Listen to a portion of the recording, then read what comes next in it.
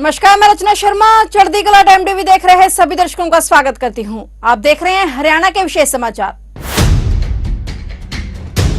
त्योहारी सीजन के शुरू होने से पहले ही हरियाणा में संस्थागत शहरी विकास की दिशा में मुख्यमंत्री मनोहर लाल ने एक और कदम बढ़ाते हुए 14 जिलों में 303 कॉलोनियों को तत्काल प्रभाव से नियमित करने की बड़ी घोषणा की है। इन कॉलोनियों में बुनियादी ढांचा विकसित करने के लिए 3000 करोड़ रुपए खर्च किए जाएंगे। इनमें 39 नगर पालिकाओं की 193 कॉलोनियां और नगर एवं ग्राम आयोजना विभाग की 110 कॉलोनियां शामिल हैं। शहरी विकास के क्षेत्र में यह फैसला मील का पत्थर साबित होगा। मुख्यमंत्री मनोहर लाल ने चंडीगढ़ में प्रेस वार्ता को संबोधित करते हुए कहा कि इन कॉलोनियों में नागरिक सुविधाएं तैयार करने और अनेक विकास कार्यों पर सरकार प्रति एकड़ 60 लाख रुपए खर्च करेगी।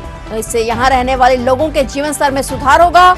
मुख्यमंत्री ने कहा कि हमारा संकल्प है कि 31 जनवरी 2024 तक इन कॉलोनियों को भी नियमित कर दिया जाएगा। मुख्यमंत्री ने कहा कि कुछ ऐसी कॉलोनियां भी हैं जो नगर पालिका और नगर निगम क्षेत्र के बाहर बनी है। इनमें रहने वाले लोग बुनियादी सुविधाओं से वंचित हैं। हमने उनकी पीड़ा को समझा और पहली बार ऐसी कॉलोनियों को भी नियमित किया गया है। सीएम ने कहा कि हरियाणा सरकार ने प्रदेश में आर्थिक रूप से कमजोर वर्ग को सिर पर छत उपलब्ध करवाने के उद्देश्य से मुख्यमंत्री शहरी आवास योजना बनाई है। इस योजना के अंतर्गत पात्र परिवारों को 1 लाख मकान या प्लाट दिए जाएंगे। इसके तहत पोर्टल पर गरीब परिवार जिनकी वार्षिक आय 1,80,000 रुपए से कम है और उनके पास घर नहीं है, उनसे आवेदन मांगे जा रहे हैं। अभी तक 2 लाख लोगों ने आवेदन किया है और उन्होंने बताया कि प्लाट 1 मरला का है जिसकी कीमत लगभग 1 लाख रुपए रखी गई है। फ्लैट 450 वर्ग फुट का है जिसकी कीमत शहर के आधार पर 6 से 8 लाख रुपए रखी गई है। उन्होंने ये भी कहा कि इसके लिए लोगों को बैंकों से ऋण की सुविधा अधिकतम 20 साल तक यह भी दिलाई जाएगी। अगले महीने तक नीति को अंतिम रूप देकर पोर्टल पर अपलोड करेंगे। आज इस वर्ष में ही तीसरी बार कुछ ऐसी कॉलोनीज जो अभी तक अनऑथराइज्ड कॉलोनी कही जाती हैं उसकी मैं घोषणा कर रहा हूं। इसमें विशेष बात यह है कि इस वर्ष से पहले तक तो केवल अर्बन लोकल बॉडीज वही इन सब कॉलोनीज का पता करते थे, योजना बना करके घोषणा करते थे कि ये कॉलोनी नियमित अनियमित कैसे रहेगी। लेकिन इस वर्ष में हमने पहली बार इसमें टाउन कंट्री प्लानिंग डिपार्टमेंट को भी जोड़ा है कि जो कॉलोनीज अर्बन जो एरिया है उस अर्बन एरिया से बाहर बनती हैं और खास करके जो हमारा कंट्रोल्ड एरिया है, अर्बन एरिया से बाहर कंट्रोल्ड एरिया में भी कई बार वो कॉलोनीज बन जाती हैं। लोग प्लॉट खरीदते हैं, जमीन खरीदते हैं, प्लॉट बनाते हैं, उनको मकान बन जाते हैं।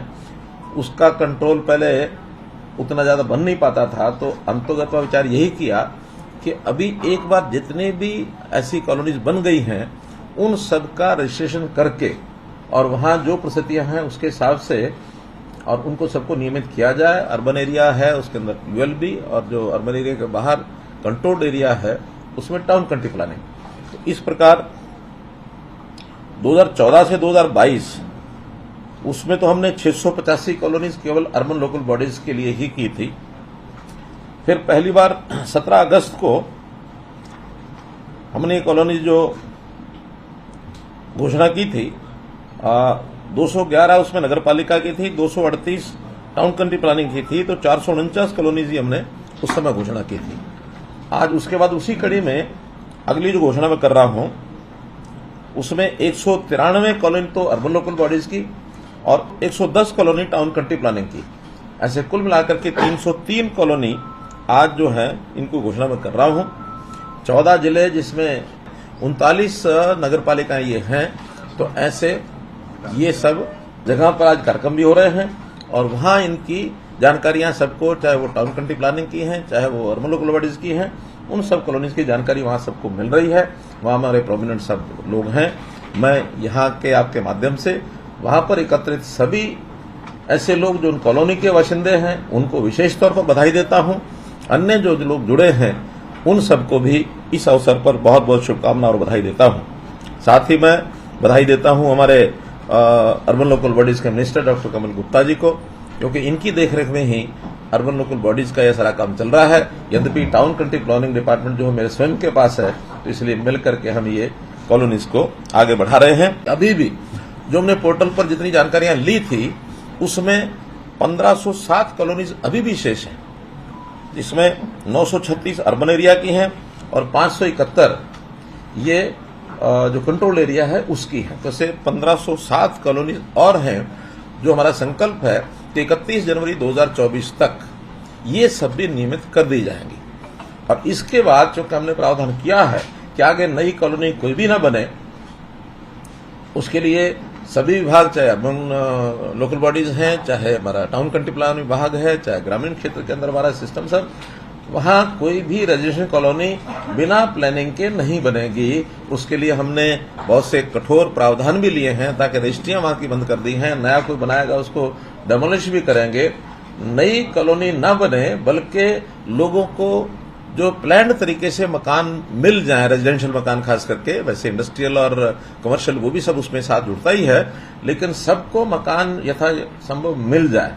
इसके लिए आप लोगों ने ध्यान किया होगा कि हमने शहरी एरिया के लिए जो गरीब लोग हैं उनको प्लॉट अथवा फ्लैट देने की, या जिसको चाहिए उसकी ऑप्शन मांग रहे हैं। अभी तक उस ऑप्शन के आधार पर लगभग 2 लाख लोगों ने अप्लाई किया है। गरीब लोगों ने अभी एक एक फेज करके कर रहे हैं कि जिनकी आय 1,80,000 रुपए से कम है और शहरी एरिया में उनको या तो प्लॉट चाहिए या फ्लैट चाहिए। प्लॉट 1 मरले का है जिसकी कीमत लगभग 1 लाख रुपया रखी गई है, और फ्लैट जो है वो 450 स्क्वायर फीट का है जिसकी कीमत 6 से 8 lakh, depending upon the city.